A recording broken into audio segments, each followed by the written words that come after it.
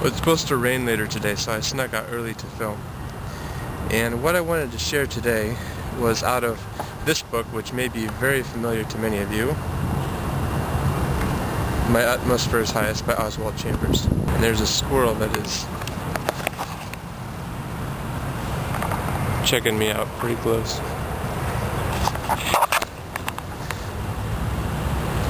Anyhow, this devotional caught my eye the other day. It's the May 10th devotional, and it's called Take the Initiative. And we talk a lot about how our faith is, or how our salvation is by faith and not by works. But there is something that we need to do, and there are things that we need to take care of on our end of the deal. And that's what this devotional is about. Mr. Chambers takes scripture from 2 Peter 1:5, add to your faith virtue, etc. Add means there's something that we have to do. Add to your faith virtue means that there's something that we have to do. We are in danger of forgetting that we cannot do what God does, and that God will not do what we can do.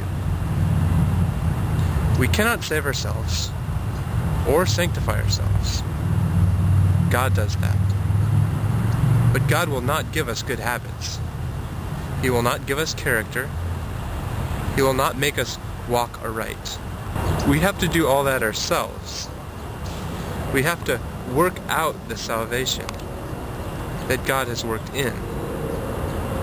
To add means to get in the habit of doing things. And in the initial stages, it's difficult. To take the initiative is to make a beginning, to instruct yourself in the way you have to go.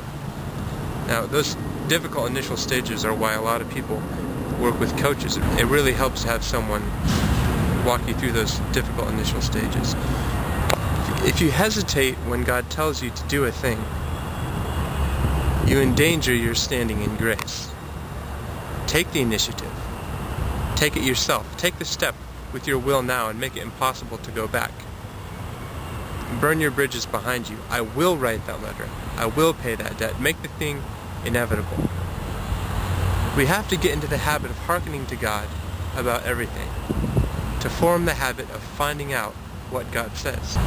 If when a crisis comes we instinctively turn to God, we know that that habit has been formed. We have to take the initiative where we are, not where we are not. That last sentence one more time. We have to take the initiative where we are, not where we are not. So I don't have much to add to this. I just want to emphasize that there are some things that God does that we cannot do, like saving us and sanctifying us and giving us grace to overcome temptation, always providing a way of escape. And then there are other things that we can do that God won't do for us because we can do them. Things like developing good habits and developing character. Working out the salvation that God has worked in.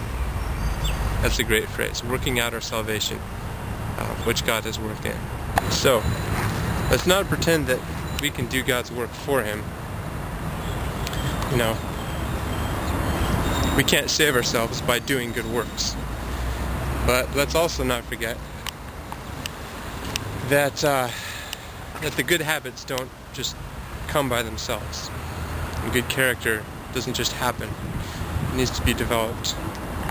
So I'm going to go put this online quick before it starts raining and get on with the rest of my day. Talk to you later.